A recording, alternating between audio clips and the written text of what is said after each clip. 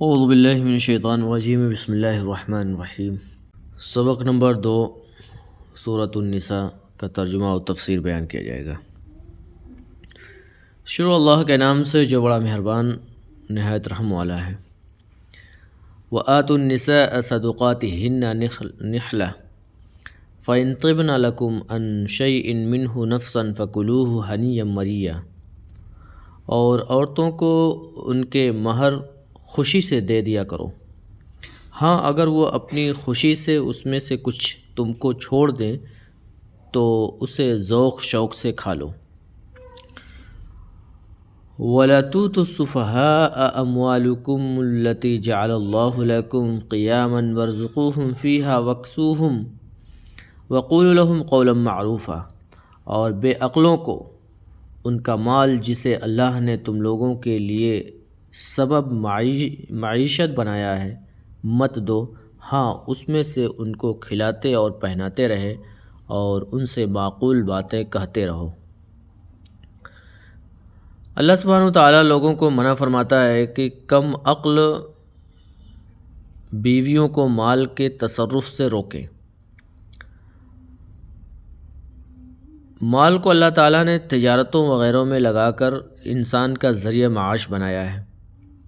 اس سے معلوم ہوا کہ کم عقل لوگوں کو ان کے مال کے خرچ سے روک دینا چاہیے، مثلا نابالغ بچہ ہو یا مجنون و دیوانہ ہو یا کم عقل بیوقوف ہو اور بے دین ہو، بری طرح اپنے مال کو لٹا رہا ہو۔ اسی طرح ایسا شخص جس پر قرض بہت چڑھ گیا ہو، جیسے وہ اپنے کل مال سے بھی ادا نہیں کر سکتا، اگر قرض خواہ حاکم وقت سے درخواست کرے تو حاکم وہ سب مال اس کے قبضے سے لے لے گا اور اسے بے دخل کر دے گا۔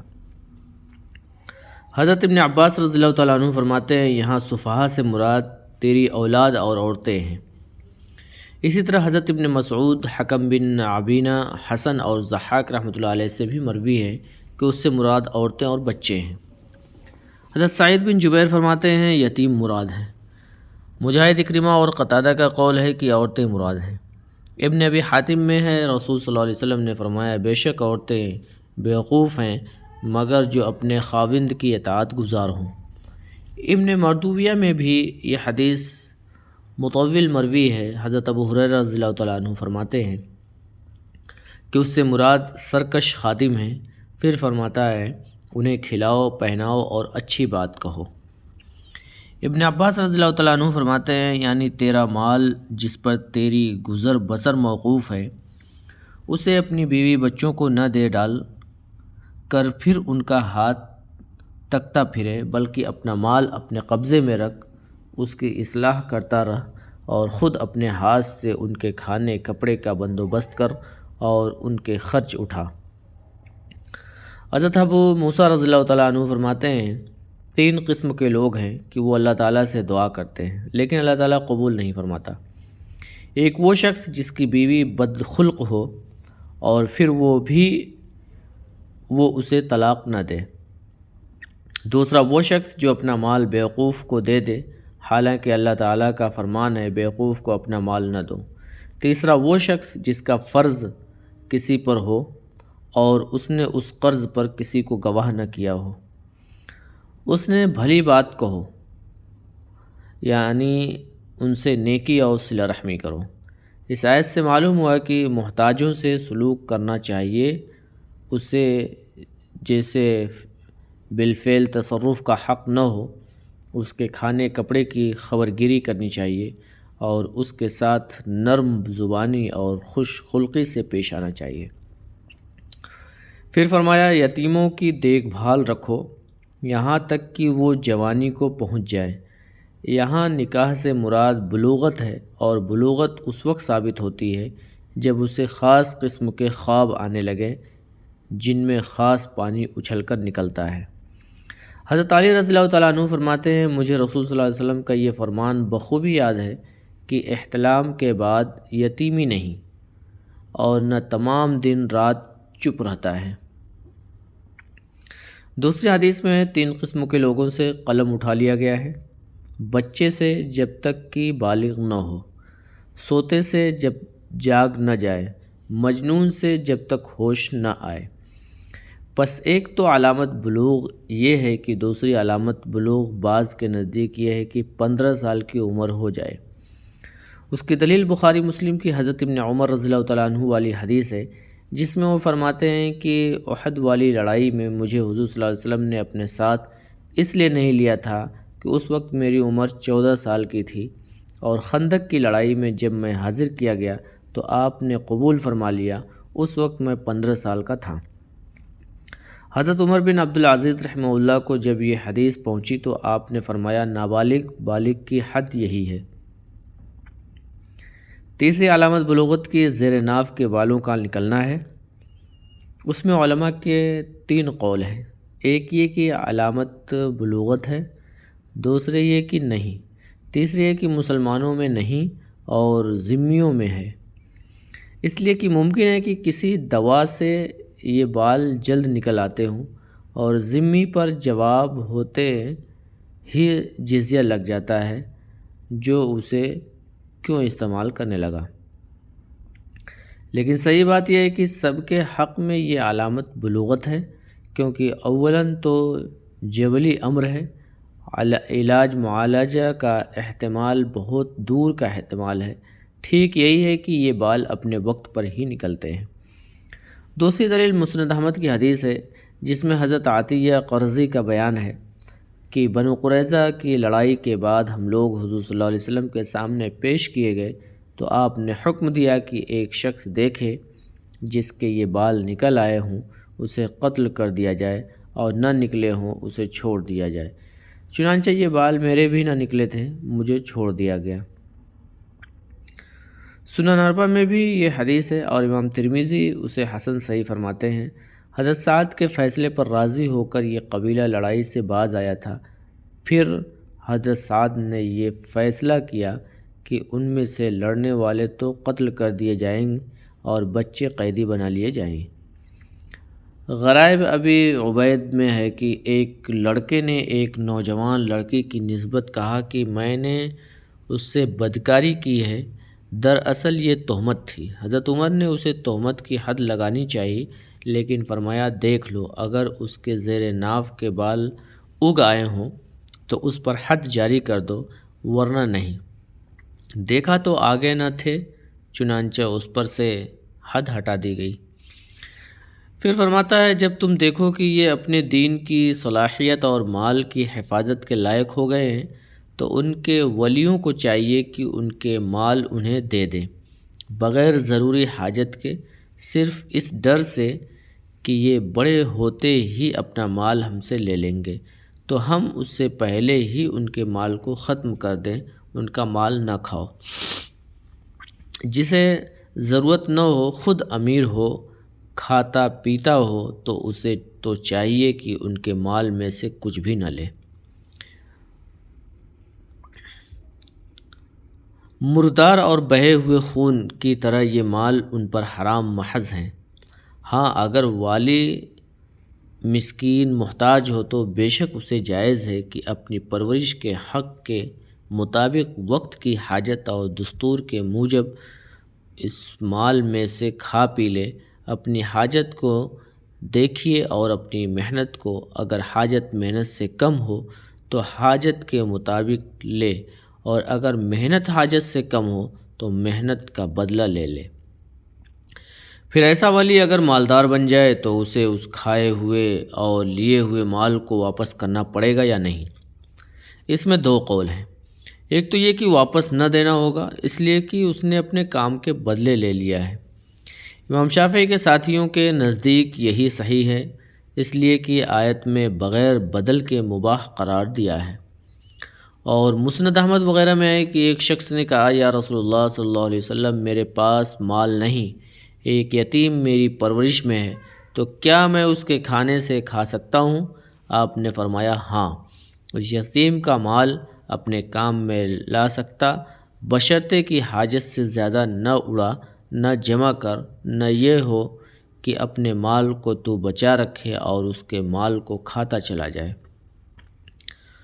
ابن ابی حاتم میں بھی ایسی ہی روایت ہے۔ ابن حبان وغیرہ میں ہے کہ ایک شخص نے حضور صلی اللہ علیہ وسلم سے سوال کیا کہ میں اپنے یتیم کو ادب سکھانے کے لیے ضرورتاً کس چیز سے ماروں؟ فرمایا جس سے تو اپنے بچے کو تنبیہ کرتا ہے، اپنا مال بچا کر اس کا مال خرچ نہ کر، نہ اس کے مال سے دولت مند بننے کی کوشش کر۔ حضرت ابن عباس رضی اللہ تعالیٰ عنہ سے کسی نے پوچھا کہ میرے پاس بھی اونٹ ہیں اور میرے یہاں جو یتیم پل رہے ہیں ان کے بھی اونٹ ہیں، میں اپنی اونٹنیاں دودھ پینے کے لیے فقیروں کو تحفہ دے دیتا ہوں، تو کیا میرے لیے جائز ہے کہ ان یتیموں کی اونٹنیوں کا دودھ پی لوں؟ آپ نے فرمایا اگر ان یتیموں کی گمشدہ اونٹنیوں کی کوئی ڈھونڈ لاتا ہے، ان کے چارے پانی کی خبر گیری رکھتا ہے، ان کے حوض درست کرتا رہتا ہے اور ان کی نگہبانی کیا کرتا ہے، تو بے شک دودھ سے نفع بھی اٹھاؤ، لیکن اس طرح کی ان کے بچوں کو نقصان پہنچے نہ حاجت سے زیادہ لے۔ حضرت عطا بن رباح، حضرت اکرمہ، حضرت ابراہیم نخعی، حضرت عطیہ عوفی، حضرت حسن بصری رحمہ اللہ اجمعین کا یہی قول ہے۔ دوسرا قول یہ ہے کہ تنگ دستی کے دور ہو جانے کے بعد وہ مال یتیم کو واپس دینا پڑے گا، اس لیے کہ اصل تو ممانعت ہے، البتہ ایک وجہ سے جواز ہو گیا تھا، جب وہ وجہ جاتی رہی تو اس کا بدل دینا پڑے گا، جیسے کوئی بے بس اور مضطرب ہو، کسی غیر کا مال کھا لے، لیکن حاجت کے نکل جانے کے بعد اگر اچھا وقت آیا تو اسے واپس دینا ہوگا۔ دوسری دلیل یہ ہے کہ حضرت عمر رضی اللہ تعالیٰ عنہ جب تخت خلافت پر بیٹھے تو اعلان فرمایا تھا کہ میری حیثیت یہاں یتیم کے والی کی حیثیت ہے، اگر مجھے ضرورت ہی نہ ہوئی تو میں بیت المال سے کچھ نہ لوں گا، اور اگر محتاجی ہوئی تو بطور قرض لوں گا، جب آسانی ہوئی پھر واپس کر دوں گا۔ یہ حدیث سعید بن منصور میں بھی ہے اور اس کی اسناد صحیح ہے۔ بیہقی میں بھی یہ حدیث ہے۔ ابن عباس رضی اللہ تعالیٰ عنہ سے آیت کے اس جملے کی تفسیر میں مروی ہے کہ بطور قرض کھائے، اور بھی مفسرین سے یہ مروی ہے۔ حضرت عبداللہ بن عباس فرماتے ہیں معروف سے کھانے کا مطلب یہ ہے کہ 3 انگلیوں سے کھائے، اور روایت میں آپ سے یہ مروی ہے کہ وہ اپنے ہی مال کو صرف اپنی ضرورت پوری ہو جانے کے لائق ہی خرچ کرے، تاکہ اسے یتیم کے مال کی حاجت ہی نہ پڑے۔ حضرت عامر شعبی فرماتے ہیں اگر ایسی بے بسی ہو جس میں مردار کھانا جائز ہو تو بے شک کھا لے، لیکن پھر ادا کرنا ہوگا۔ یحییٰ بن سعید انصار اور ربیعہ سے اس کی تفسیریوں مروی ہے کہ اگر یتیم فقیر ہو تو اس کا ولی اس کی ضرورت کے موافق دے اور پھر اس ولی کو کچھ نہ ملے گا، لیکن عبارت یہ ٹھیک نہیں بیٹھتا، اس لیے کہ اس سے پہلے یہ جملہ بھی ہے کہ جو غنی ہو وہ کچھ نہ لے، یعنی جو ولی غنی ہو، تو یہاں بھی یہی مطلب ہوگا جو ولی فقیر ہو، نہ یہ کہ جو یتیم فقیر ہو۔ دوسری آیت میں ہے وَلَا تَقْرَبُوا مَالَ الْيَتِيمِ إِلَّا بِالَّتِي هِيَ أَحْسَنُ حَتَّى يَبْلُغَ أَشُدَّهُ، یعنی یتیم کے مال کے قریب بھی نہ جاؤ، ہاں بطور اصلاح کے، پھر اگر تمہیں حاجت ہو تو حسب حاجت بطریق معروف اس میں سے کھاؤ پیو۔ پھر اولیاء سے کہا جاتا ہے کہ جب وہ بلوغت کو پہنچ جائیں اور تم دیکھ لو کہ ان میں تمیز آ چکی ہے تو گواہ رکھ کر ان کے مال ان کے سپرد کر دو، تاکہ انکار کرنے کا وقت ہی نہ آئے۔ یوں تو دراصل سچا شاہد اور پورا نگراں اور باریک حساب لینے والا اللہ ہی ہے، وہ خوب جانتا ہے کہ ولی نے یتیم کے مال میں نیت کیسی رکھی ہے، آیا خرد برد کیا، تباہ و برباد کیا، جھوٹ سچ حساب لکھا اور دیا، یا صاف دل اور نیک نیتی سے نہایت چوکسی اور صفائی سے اس کے مال کا پورا خیال رکھا اور حساب کتاب صاف رکھا۔ ان سب باتوں کا حقیقی علم تو اسی دانا و بینا نگراں و نگہبان کو ہے۔ صحیح مسلم شریف میں ہے رسول صلی اللہ علیہ وسلم نے حضرت ابو ذر رضی اللہ تعالیٰ عنہ سے فرمایا اے ابو ذر، میں تمہیں ناتواں پاتا ہوں اور جو اپنے لیے چاہتا ہوں وہی تیرے لیے بھی پسند کرتا ہوں۔ خبردار، ہرگز دو شخصوں کا بھی سردار اور امیر نہ بننا، نہ کبھی کسی یتیم کا ولی بننا۔ وَابْتَلُوا الْيَتَامَ حَتَّى إِذَا بَلَغُوا النِّكَاحَ فَإِنْ آنَسْتُم مِّنْهُمْ رُشْدًا فَادْفَعُوا إِلَيْهِمْ أَمْوَالَهُمْ وَلَا تَأْكُلُوهَا إِسْرَافًا وَبِدَارًا أَن يَكْبَرُوا وَمَنْ كَانَ غَنِيًّا فَلْيَسْتَعْفِفْ وَمَنْ كَانَ فَقِيرًا فَلْيَأْكُلْ بِالْمَعْرُوفِ فَإِذَا دَفَعْتُمْ إِلَيْهِمْ أَمْوَالَهُمْ فَأَشْهِدُوا عَلَيْهِمْ وَكَفَىٰ بِاللَّهِ حَسِيبًا۔ اور یتیموں کو بالغ ہونے تک کام کاج میں مصروف رکھو، پھر بالغ ہونے پر اگر ان میں عقل کی پختگی دیکھو تو ان کا مال ان کے حوالے کر دو، اور اس خوف سے کہ وہ بڑے ہو جائیں گے، یعنی بڑے ہو کر تم سے اپنا مال واپس لے لیں گے، اس کو فضول خرچی اور جلدی میں نہ اڑا دینا۔ جو شخص آسودہ حال ہو اس کو ایسے مال سے قطعی طور پر پرہیز رکھنا چاہیے، اور جو بے مقدور ہو وہ مناسب طور پر یعنی بقدر خدمت کچھ لے لے، اور جب ان کا مال ان کے حوالے کرنے لگو تو گواہ کر لیا کرو، اور حقیقت میں تو اللہ ہی گواہ اور حساب لینے والا کافی ہے۔ مشرکین عرب کا دستور تھا کہ جب کوئی مر جاتا تو اس کی بڑی اولاد کو اس کا مال مل جاتا، چھوٹی اولاد اور عورتیں بالکل محروم رہتی۔ اسلام نے یہ حکم نازل فرما کر سب کی مساویانہ حیثیت قائم کر دی کہ وارث تو سب ہوں گے، خواہ قرابت حقیقی ہو یا خواہ بوجہ عقد زوجیت کے ہو یا بوجہ نسبت آزادی ہو، حصہ سب کو ملے گا، گو کم و بیش ہو۔ رسول صلی اللہ علیہ وسلم کی خدمت میں حاضر ہو کر کجا نے عرض کرتی ہیں کہ حضور صلی اللہ علیہ وسلم، میرے 2 لڑکے ہیں، ان کے والد فوت ہو گئے ہیں، ان کے پاس اب کچھ نہیں، بس یہ آیت نازل ہوئی۔ یہی حدیث دوسرے الفاظ سے میراث کی اور دونوں آیتوں کی تفسیر میں بھی عنقریب انشاءاللہ آئے گی۔ دوسری آیت کا مطلب یہ ہے کہ جب کسی مرنے والے کا ورثہ بٹنے لگے اور وہاں اس کا کوئی دور کا رشتہ دار بھی آ جائے جس کا کوئی حصہ مقرر نہ ہو، اور یتیم و مساکین آ جائیں تو انہیں بھی کچھ نہ کچھ دے دو۔ ابتدائی اسلام میں تو یہ واجب تھا، اور بعض کہتے ہیں مستحب تھا، اور اب بھی یہ حکم باقی ہے یا نہیں، اس میں بھی 2 قول ہیں۔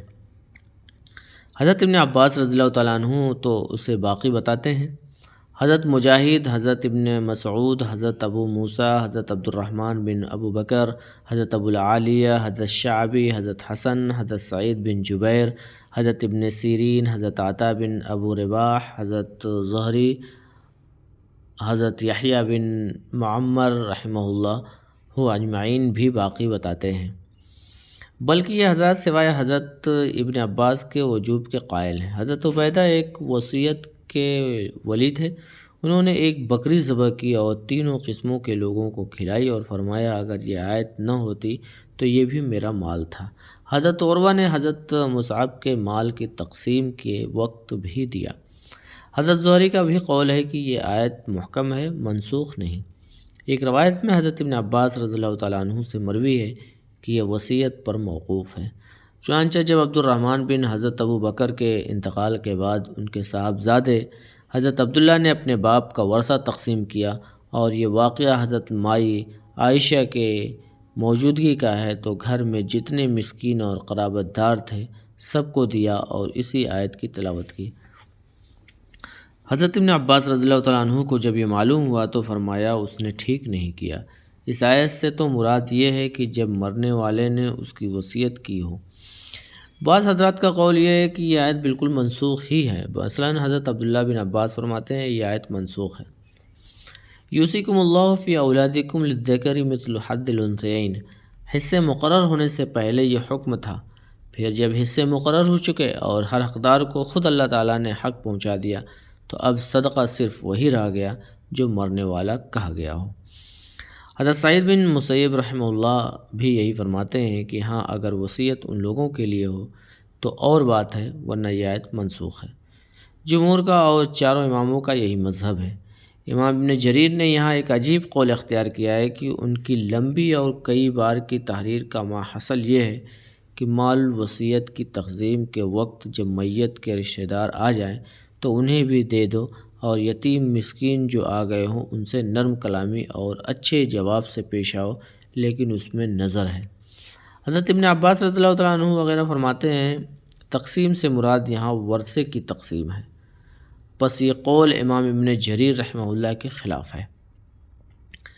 ٹھیک مطلب آیت کا یہ ہے کہ جب یہ غریب لوگ ترکے کی تقسیم کے وقت آ جائیں اور تم اپنا اپنا حصہ الگ الگ کر کے لے رہے ہو اور یہ بیچارے تک رہے ہیں، تو انہیں بھی خالی ہاتھ نہ پھیرو۔ ان کا وہاں سے مایوس اور خالی ہاتھ واپس جانا اللہ تعالیٰ رؤوف الرحیم کو اچھا نہیں لگتا۔ بطور صدقہ کہ اللہ کے راہ میں کچھ ان کو دے دیا جائے، اچھا سلوک کرو تاکہ یہ خوش ہو کر جائیں۔ جیسے اور جگہ فرمان باری ہے کہ کھیتی کے کٹنے کے دن اس کا حق ادا کرو، اور فاقہ زدہ اور مسکینوں سے چھپا کر اپنے باغ کا پھل لانے والوں کی اللہ تعالیٰ نے بڑی مذمت فرمائی ہے، جیسے کہ سورہ نون میں ہے کہ وہ رات کے وقت چھپ کر پوشیدگی سے کھیت اور باغ کے دانے اور پھل لانے کے لیے چلتے ہیں، وہاں اللہ کا عذاب ان سے پہلے پہنچ جاتا ہے اور سارے باغ کو جلا کر خاک سیاہ کر دیتا ہے۔ دوسروں کے حق برباد کرنے والوں کا یہی حشر ہوتا ہے۔ حدیث شریف میں ہے جس مال میں صدقہ مل جائے، یعنی جو شخص اپنے مال سے صدقہ نہ دے اس کا مال اس وجہ سے غارت ہو جاتا ہے۔ پھر فرماتا ہے ڈرے وہ لوگ جو اگر اپنے پیچھے چھوڑ جائیں، یعنی ایک شخص اپنی موت کے وقت وصیت کر رہا ہے اور اس میں اپنے وارثوں کو ضرر پہنچا رہا ہے، تو اس وصیت کے سننے والوں کو چاہیے کہ اللہ کا خوف کرے اور اسے ٹھیک بات کی رہنمائی کرے۔ اس کے وارثوں کے لیے ایسی بھلائی چاہیے جیسے اپنے وارثوں کے ساتھ بھلائی کرنا چاہتا ہے، جبکہ ان کی بربادی اور تباہی کا خوف ہو۔ بخاری مسلم میں ہے کہ جب رسول صلی اللہ علیہ وسلم حضرت سعد بن ابی وقاص کے پاس ان کی بیماری کے زمانے میں ان کی عیادت کو گئے اور حضرت سعد نے کہا یا رسول اللہ صلی اللہ علیہ وسلم میرے پاس مال بہت ہے اور صرف میری ایک لڑکی ہی میرے پیچھے ہے، تو اگر آپ اجازت دیں تو میں اپنے مال کے 2/3 اللہ کے راہ میں صدقہ کر دوں۔ آپ نے فرمایا نہیں۔ انہوں نے کہا پھر 1/3 کی اجازت دیجیے۔ آپ نے فرمایا خیر لکم، یہ بھی زیادہ تو اگر اپنے پیچھے اپنے وارثوں کو توانگر چھوڑ کر جائے اس سے بہتر ہے تو انہیں فقیر چھوڑ کر جائے کہ وہ دوسروں کے سامنے ہاتھ پھیلاتے پھرے۔ حضرت ابن عباس رضی اللہ تعالیٰ عنہ فرماتے ہیں لوگ 1/3 سے بھی کم یعنی 1/4 کی ہی وصیت کریں تو اچھا ہے، اس لیے کہ رسول صلی اللہ علیہ وسلم نے 1/3 کو بھی زیادہ فرمایا ہے۔ فقہا فرماتے ہیں اگر میت کے وارث امیر ہوں تب تو خیر 1/3 کی وصیت کرنا مستحب ہے، اور اگر فقیر ہوں تو اس سے کم کی وصیت کرنا مستحب ہے۔ دوسرا مطلب اس آیت کا یہ بھی بیان کیا گیا ہے کہ تم یتیموں کا اتنا ہی خیال رکھو جتنا تم تمہاری چھوٹی اولاد کا تمہارے مرنے کے بعد چاہتے ہو، اور لوگ خیال رکھیں جس طرح تم نہیں چاہتے کہ ان کے مال دوسرے ظلم سے کھا جائیں اور وہ بالغ ہو کر فقیر رہ جائے، اسی طرح تم دوسروں کی اولاد کے مال نہ کھاؤ۔ یہ مطلب بھی بہت عمدہ ہے، اسی لیے اس کے بعد ہی یتیموں کا مال ناحق مال لینے والوں کی سزا بیان فرمائی ہے۔ یہ لوگ اپنے پیٹ میں انگارے بھرنے والے اور جہنم واصل ہونے والے ہیں۔ بخاری مسلم میں حضور صلی اللہ علیہ وسلم نے فرمایا 7 گناہوں سے بچو جو ہلاکت کا باعث ہیں۔ پوچھا گیا کہ کیا؟ فرمایا اللہ کے ساتھ شرک، جادو، بے وجہ قتل، سود خوری، یتیم کا مال کھا جانا، جہاد سے پیٹھ موڑنا، بھولی بھالی ناواقف عورتوں پر تہمت لگانا۔ ابن ابی حاتم میں ہے صحابہ نے حضور صلی اللہ علیہ وسلم سے معراج کی رات کا واقعہ پوچھا جس میں آپ نے فرمایا کہ میں نے بہت سے لوگوں کو دیکھا کہ ان کے ہونٹ نیچے لٹک رہے ہیں اور فرشتے انہیں گھسیٹ کر ان کا منہ خوب کھول دیتے ہیں، پھر جہنم کے گرم پتھر ان میں ٹھونس دیتے ہیں جو ان کے پیٹ میں اتر کر پیچھے کے راستے سے نکل جاتے ہیں، اور وہ بے طرح چیخ چلا رہے ہیں، ہائے ہائے مچا رہے ہیں۔ میں نے حضرت جبریل سے پوچھا یہ کون لوگ ہیں؟ کہا یہ یتیموں کا مال کھا جانے والے ہیں جو اپنے پیٹوں میں آگ بھر رہے ہیں اور عنقریب جہنم میں جائیں گے۔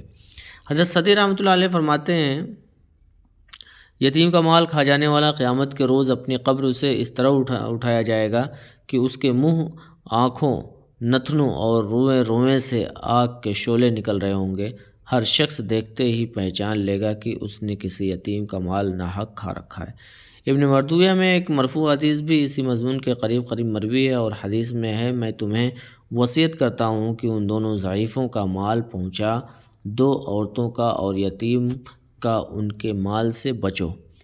سورہ بقرہ میں یہ روایت گزر چکی ہے کہ جب یہ آیت اتری تو جن کے پاس یتیم تھے انہوں نے ان کا اناج پانی بھی الگ کر دیا۔ اب عموماً ایسا ہوتا ہے کہ کھانے پینے کی ان کی کوئی چیز بچ رہتی تو یا تو دوسرے وقت اسی باسی چیز کو کھاتے یا سڑنے کے بعد پھینک دی جاتی، گھر والوں میں سے کوئی اسے ہاتھ بھی نہ لگاتا تھا۔ یہ بات دونوں طرف ناگوار گزری۔ حضور صلی اللہ علیہ وسلم کے سامنے بھی اس کا ذکر آیا۔ اس پر آیت وَيَسْأَلُونَكَ عَنِ الْيَتَامَى قُلْ إِصْلَاحٌ لَهُمْ خَيْرٌ وَإِن تُخَالِطُوهُمْ فَإِخْوَانُكُمْ اتری، جس کا مطلب یہ ہے کہ جس کام میں یتیموں کی بہتری سمجھو کرو۔ چنانچہ اس کے بعد پھر کھانا پانی ایک ساتھ ہوا۔